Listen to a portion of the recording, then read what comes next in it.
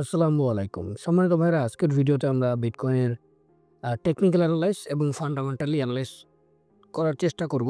তো প্রথম হচ্ছে যে আজকের ভিডিওতে আমরা মূল বিষয়টা কি? আজকের ভিডিওর মূল বিষয়টা হলো বিটকয়েনের বর্তমান প্রাইস আমরা দেখতে পাচ্ছি। আজকে হলো আপনার ৬ তারিখ, ৬ মার্চ। তো ৬ মার্চ আমি এখন ভিডিওটা তৈরি করতেছি সকাল ১০টার দিকে। তো এখন এই ভিডিওটা করার সময় বিটকয়েনের প্রাইস হলো $৯২,৪৪১ ইথেরিয়াম $২৩০০ $২,৩০০। তার মানে মোটামুটি মার্কেট এই মুহূর্তে বুলিশ মোমেন্টামে আমরা দেখতে পাচ্ছি। তো আমার কাছে মনে হয় বিটকয়েন এই $৯২,০০০ থেকে $৯৫,০০০ পর্যন্ত যেতে পারে। এরপরে মার্কেট আবার 76,000 $৭৬,০০০ আসার চান্স আছে। এখন এই যে চান্সটা আছে, কেন মার্কেট কেন আসতে পারে ৭৬,০০০ রেঞ্জে, সেটা আমরা টেকনিক্যালি এবং ফান্ডামেন্টালি আপনাদের সামনে অ্যানালাইজ করার চেষ্টা করব। ভিডিওটা সম্পূর্ণ ধৈর্য সহকারে দেখার চেষ্টা করবেন। প্রথম কথা হচ্ছে যে মার্কেট যদি এখন ৯২,০০০ এরপরে যাবে, আমি বলতেছি ৯৫,০০০ যাওয়ার সম্ভাবনা আছে। ৯৫,০০০ থেকে মার্কেট তারপরে ধীরে ধীরে ৭৬,০০০ রেঞ্জে আসতে পারে বা দ্রুতও আসতে পারে। এখন কেন আসবে সেটা আমরা আলোচনা করব। প্রথম কথা হচ্ছে এই মুহূর্তে মার্কেট প্রেডিকশন করা, এবং সেটা টেকনিক্যালি হোক অথবা ফান্ডামেন্টালি হোক, মার্কেট প্রেডিকশন করা অনেক কঠিন এবং অনেক টাফ ভাই। কেন?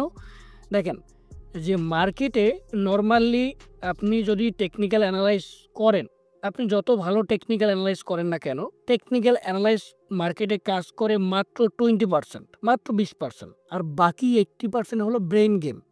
ব্রেন দিয়ে ভাবতে হয়, ব্রেন দিয়ে অ্যানালাইজ করতে হয়। আর টেকনিক্যাল অ্যানালাইজ মাত্র 20%। সেদিক থেকে মার্কেট আপনি অ্যানালাইজ করে 100% অ্যাকুরেন্সি প্রেডিকশন বের করা সো টাফ। ঠিক আছে ভাই? তো যাই হোক, তারপরে আমরা বিভিন্নভাবে ফান্ডামেন্টালি এবং টেকনিক্যালি অ্যানালাইজ করার চেষ্টা করব আপনাদের সামনে। আপনারা অবশ্যই আমাকে সাপোর্ট করবেন এবং ভিডিওটা সম্পূর্ণ ধৈর্য সহকারে দেখবেন বলে আমি আশা করি। তো প্রথম কথা হচ্ছে কি যে আপনারা সবাই জানেন হোয়াইট হাউসে প্রথমবারের মতো ক্রিপ্টো সামিটের আয়োজন করা হয়েছে, প্রথমবার। যার কারণে মার্কেটে একটা বুলিশ মোমেন্টাম তৈরি হয়েছে, বুলিশ একটা ভাব আমরা দেখতে পাচ্ছি। কিন্তু বুলিশ ভাব দেখলেও আমার কাছে মার্কেটটা এখনও বেয়ারিশ কেমন যেন মনে হচ্ছে। কেন? সেটা আমরা প্রথম একটু ফান্ডামেন্টালি অ্যানালাইজ করি। প্রথমে আমরা ফান্ডামেন্টাল বিষয়গুলো একটু দেখি। ধরেন ৭ই মার্চ, আজকে ৬ তারিখ, কালকে ৭ই মার্চ। ৭ই মার্চ হচ্ছে হোয়াইট হাউসে প্রথমবারের মতো ক্রিপ্টো সামিট আয়োজন করতেছে, এবং সেখানে সম্ভবত ক্রিপ্টোতে 0% লাভের কর ঘোষণা করা হতে পারে, 0%। এবং এই যে 0% করের যে লাভ কর ঘোষণা করবে, এটা একটা বিশাল একটা ভালো খবর, খুবই ভেরি একটা গুড নিউজ, তাই না? তো এই গুড নিউজটার কারণে মার্কেটে বড় ইনভেস্টর, বড় ব্যবসায়ীদেরকে আকৃষ্ট করতে পারে, যার কারণে মার্কেটে একটু আমরা বুলিশ ভাব আমরা এই মুহূর্তে দেখতে পাচ্ছি। কিন্তু কথা হলো যে তারপরও আমি বেয়ারিশ আছি। কেন বেয়ারিশ আছি?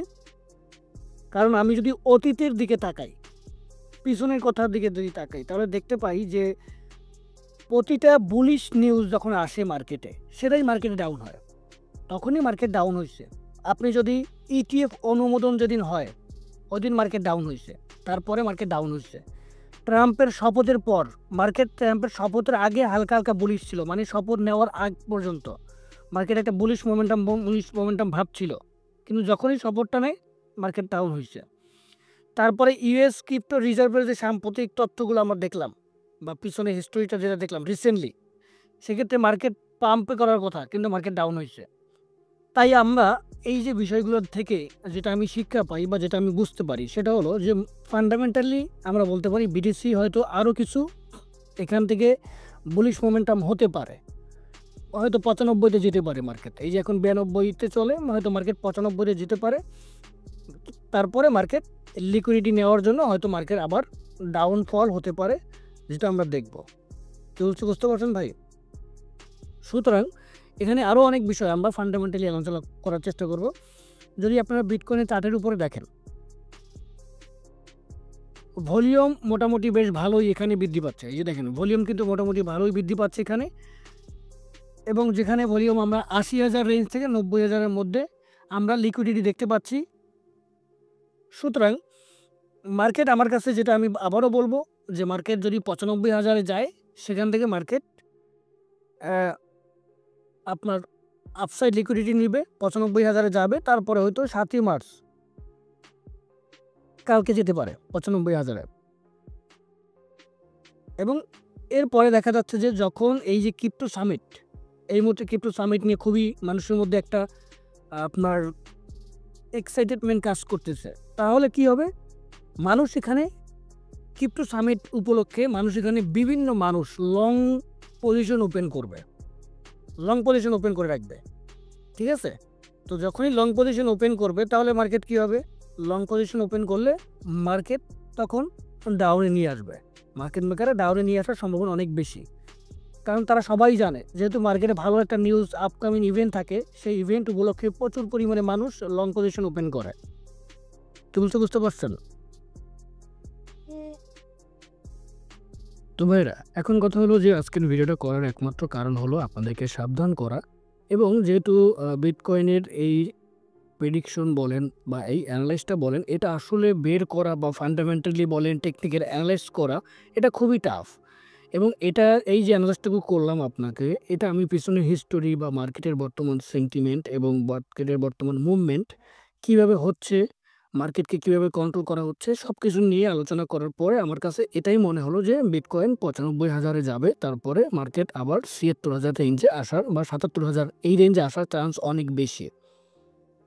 সুতরাং এটা যে 100% এরকম হবে এরকম না, আমি আপনাদেরকে সাবধান করার জন্য বা আমার পার্সোনাল অ্যানালাইস বা পার্সোনাল যে আমি বিশ্লেষণ করলাম, সেটা এইভাবেই আমার কাছে মনে হয় এরকম আসতে পারে, যার কারণে আপনাদের সাথে আমি শেয়ার করলাম। তো আমি ভুলও হতে পারি, তো ভুল হলেও আমি আপনাদেরকে বলবো যারা ফিউচার ট্রেডিং করেন তাদেরকে আমি বলবো ভাই ফিউচার ট্রেডিংটা বাদ দেন। তারপর যারা করেন তাদেরকে সাবধান করব যে মার্কেট এরকম হতে পারে, বিটিসি ৯৫,০০০-এ গেলে, আমি আমার পার্সোনাল দিক থেকে যদি বলি যে যখন বিটকয়েন ৯৫,০০০-এ যাবে, তখন যারা শর্ট ট্রেডিং করেন তারা প্রফিট বুক করতে পারেন, অথবা যারা দীর্ঘদিন ধরে কয়েকদিন আগে যারা এই রিসেন্টলি মার্কেট যখন ডাউনে ছিল তখন কোনো কয়েন বাই করে থাকলে, যদি ৯৫,০০০-এ যায় মার্কেট, আপনি সেল করে প্রফিট বুক করবেন। এরপরে আপনি যখন মার্কেট আবার ৭৬,০০০, ৭৭,০০০ অথবা ৭৮,০০০ এই রেঞ্জে যখন মার্কেট আসবে, তখন আপনি এখানে বাই পজিশন ওপেন করবেন। ঠিক আছে, তো চার্টটা ভালো করে দেখেন, মার্কেট এখান থেকে যাওয়ার পরে এরপরে মার্কেট হয়তো ১,২০,০০০ বা ১,৩০,০০০ এই প্রাইস রেঞ্জে যাওয়ার সম্ভাবনা আছে, হয়তো এটাই শেষ ডাউন হতে পারে যদি মার্কেট ৭৬,০০০-এ আসে। ঠিক আছে ভাই, কারণ মার্কেটে এই মুহূর্তে ক্রিপ্টো সামিট নিয়ে প্রচুর পরিমাণ ফোমো তৈরি হচ্ছে, প্রচুর পরিমাণে লং পজিশন ওপেন হবে, এবং মার্কেট সেই লং পজিশনকে লিকুইডিটি করার জন্য মার্কেট অবশ্যই ডাউনে আসার চান্স থাকবে। তো আরেকটা বিষয় হলো, যারা আমাদের টেলিগ্রাম গ্রুপে নাই, টেলিগ্রাম গ্রুপে আমি বিভিন্ন মার্কেটের অনেক ভিডিও, অনেক আপডেট, যেটা আপনার ইউটিউবে ভিডিও দেওয়া সম্ভব না, যেটা আমি আমার টেলিগ্রামে শেয়ার করে থাকি। আপনি যদি নতুন দর্শক হয়ে থাকেন, আপনাকে আমি বলবো আপনি মিনিমাম ১ মাস কন্টিনিউয়াসলি আমার টেলিগ্রামে আপডেটগুলো ফলো রাখেন, তাহলেই দেখবেন যে মার্কেটের আপডেট অথবা মার্কেটের যে প্রাইস প্রেডিকশনগুলো আমি শেয়ার করি আমার টেলিগ্রাম গ্রুপে, তার সাথে আমার প্রাইস প্রেডিকশন কতটুকু আপনার সঠিক হয় সেটা আপনি আমার টেলিগ্রাম পোস্ট ১ মাস কন্টিনিউ দেখলেই বুঝতে পারবেন। যেখানে আমি সিগন্যালও শেয়ার করি, আমি গত রিসেন্টলি 2টা সিগন্যাল শেয়ার করছি, শর্ট সিগন্যাল, এক্সআরপি নিয়ার। আপনি চাইলে আমাদের এই সিগন্যালগুলো ফলো করতে পারেন। অবশ্যই ভিডিও ডিসক্রিপশন বক্স অথবা এই ভিডিওর প্রথম কমেন্ট বক্সে আমাদের টেলিগ্রাম চ্যানেলের লিঙ্কটা পেয়ে যাবেন, সেখান থেকে অবশ্যই জয়েন করবেন। আর কোনো সমস্যা হলে ভিডিওতে কমেন্ট করবেন।